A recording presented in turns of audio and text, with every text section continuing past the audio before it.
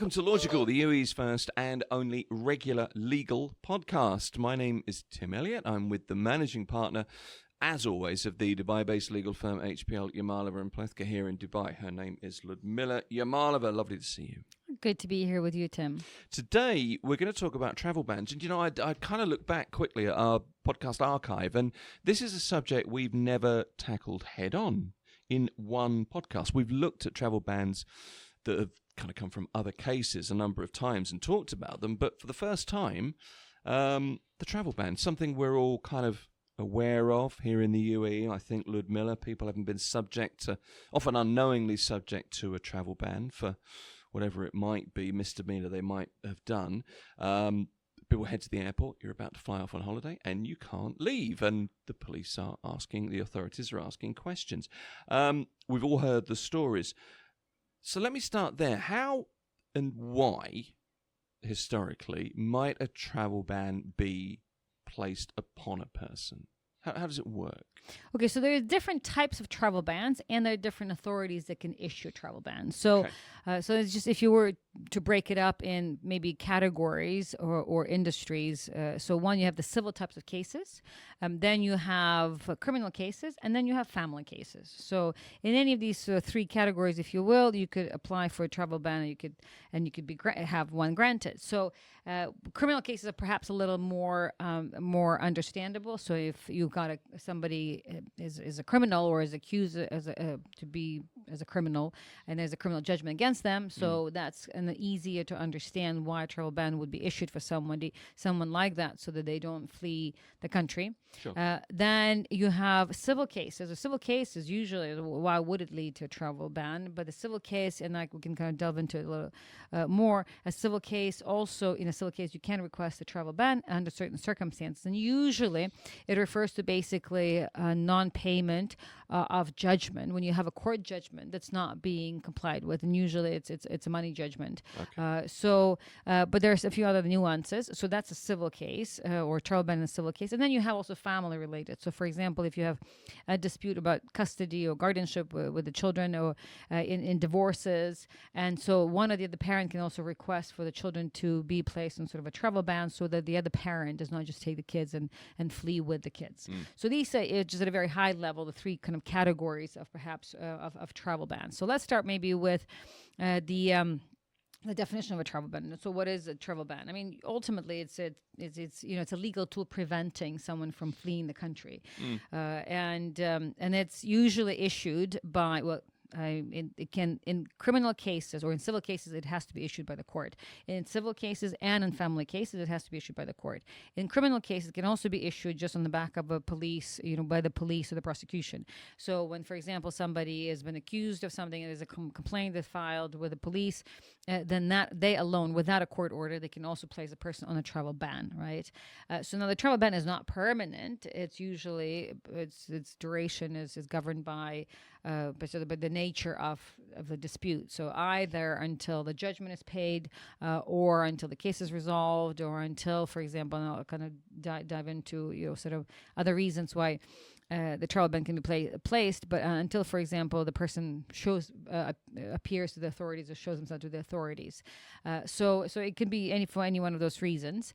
You've got the courts, and you've got other judicial authorities like the police. Prosecution can also issue travel bans. Now let's just kind of talk about first criminal cases. And criminal cases a little more understandable, right? Because let's say you can have if somebody has stolen something, and even without a court order, and by the way, in criminal cases, even without a final court order, there could be a travel ban. So, for example, somebody has been accused of a crime, a theft. It's not every crime. It's not misdemeanors usually. It's a more serious crime. But if somebody has been accused of a crime, you could just report to the police, and the police will place that person on travel ban so that they're not able to leave the country. By the way, we had cases like this. In fact, we've had some clients who've been accused of theft, foreigners, so the traveling tourists in the UAE, and they were accused of some theft, stealing a wallet, and they thought they were really smart. They were going to leave the country, and at the airport, and they had no idea that, in fact, they had been to the cameras, the surveillance at the mall where this happened, captured who they were, and just based on that image, the police had placed a travel ban on the group of people. And so as they were trying to leave the airport, the next day they were not able to. So then they had to ultimately seek lawyers and our advice in particular, and we had to kind of guide them through, okay, this is what happens. So you can't just try to steal something and then just get on the plane and leave. So that's an example of a travel ban and the efficacy of it in the criminal kind of scenario, right? And so, and it's also an example of a travel ban that's issued not on the back of a court order, because there is not a case yet, or there's not a final court judgment yet, but there's now a complaint or there's an allegation. So in that case, it was the police that acted on this and issued this kind of a travel ban. And ultimately, it's just the person gets flagged at the airport. And depending on what the travel ban is attached to, what complaint, the person can either be arrested at the airport when they're trying to leave the country and then brought into the relevant facilities, or just prevented from leaving. Just say, well, you cannot leave the country. So, for example, if we're talking about the family in the family arena, a travel ban on a child. If, let's say, the father's trying to leave with the children, it's not like the father's going to get thrown in jail and the kids as well. It's just they will be told you cannot leave the country, for example. Sure. So it depends on the nature of the travel ban. Also depends. Equally so, if you have a civil case and there's a travel ban that's issued on the back of a civil case, same sort of thing. The authorities at the airport will basically just turn you back home, but will not imprison you. So it's not imprisonment, but in a criminal case, obviously it's different. So that's kind of the idea of a travel ban and being a judicial tool, and it's supported by law. And in fact, it's a federal decree law number 42 of 2022, issuing sort of civil procedures laws, and there's also one for criminal procedures laws, and so they're kind of documented and provided for in the law. But the law is one thing, but in the UAE, travel bans so it's a tool that is commonly used for all of these three spheres: civil, family, and criminal. And for the most part, I mean, this is because majority of us here are expats, so it'd be too easy for expats to just pack up their bags and leave. And so the authorities have kind of developed this tool to make sure that people are responsible, accountable for their decisions here, and that they sort out their obligations in the country before they're able to leave the country. So that's kind of why travel bans are used more often in this country, perhaps, than they would have been in our own kind of respective countries. I mean, it's a very effective tool, isn't it? Because it is, I guess, it's very much a deterrent, and it is the case, isn't it, that if a travel ban is placed and you meet the obligations upon which the travel ban was issued, you pay the debt or whatever it might be, it's immediately lifted and it's fine. It's done. Yeah, exactly. Exactly right. So it's not just that you cannot leave the country arbitrarily, right? It's basically It's linked to ultimately either your failure to comply with an obligation, and it's like monetary obligation, for example, to pay a judgment, or obligation to appear to the authorities and give a statement, for example, or an obligation to pay a fine in a criminal judgment, or serve a sentence in a criminal judgment, right? But in one way or the other, it's always linked to your breach or failure to comply with a legal obligation that under the UAE laws. So if you look at the criminal case, for example, let's say if there's a judgment in the criminal case, and not all judgments lead to imprisonment. Some judgments basically just have a fine. But until you've paid that fine, there's a travel ban. And the fine could be 1,000 dirhams, 5,000 dirhams, 2,000 dirhams. And so, but until you've paid that fine, you have basically an obligation, an open obligation. So once you pay that fine, the travel ban goes away, for example. Now, in civil, or let's say sometimes the authorities will request, as part of investigation, you have to come and you have to give a statement to the authorities. And you just ignored it, or you just didn't want to do it, or you just did not know about it.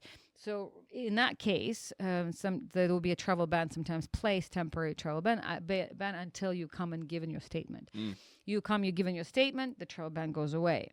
So now in civil cases, quite interesting, because in civil cases, they can be used, these travel bans can be used in two different kind of time frames. One is when you have a final court judgment. Let's say you have a judgment, you owe me 1 million dirhams, right? And you don't pay it. So I can place, as part of the enforcement proceedings, I can request for the court to place you on the to issue a travel ban against you to make sure that you pay your obligation. Now we can lift it, as you rightfully said, at any at any point in time once you've paid the obligation, right? We can lift it right away. But until you have paid that obligation, there's basically deterrent for you to just run away. A million dirhams on me. I'd be in the UAE for a while. Yes, yeah. But by the way, in civil case, in order to actually to apply and get a travel ban warrant granted, there has to be the amount at stake has to be at least 10,000 dirhams, and it has to be a fairly identifiable amount. So it cannot just be Tim owes me some amount of money. So it has to be over 10,000 dirhams, and it has to be a fairly fixed sum or well documented. So that's an event of an actual final judgment where we have a judgment, and that judgment is you intentionally not paying it. So as part of the enforcement, I can request for the court, while Tim is hiding from me and not wanting to pay, I'll put him on trial ban. Interestingly enough, so let's say now Tim comes back to me and said, I want to pay this 1 million dirham judgment, but I cannot pay in one go. I want to pay in stages. I want to pay over the course of 1 year. And the court can approve that installment plan. However, in almost all cases, the trial ban will remain.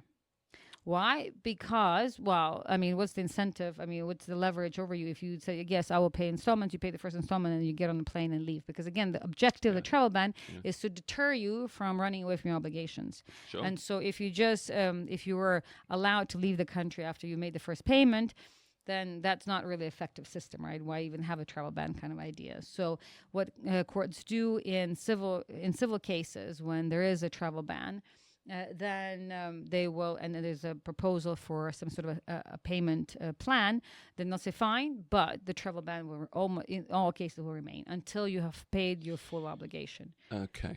You and I both know that I would certainly be a flight risk in that incident. But how would you then get, or can you even get, a ban lifted? There's no way to do it until the obligation is met. Is there an instance that you could cite where a ban's been lifted for any reason? So there are different ways, different types of bans as well. So, for example, I can also request a ban on you without a final court judgment, but while we're still in the process, let's say on trying to enforce a debt, a commercial debt. Let's say you gave me a check, right? Mm-hmm. And the check bounced. And so I don't have a judgment against you yet, but I have a pretty identifiable evidence that you owe me that money. Right? So we don't have a final judgment yet, but on the back of that, as a precautionary attachment and as a precautionary measure, I can request a travel ban on you until until the case is resolved.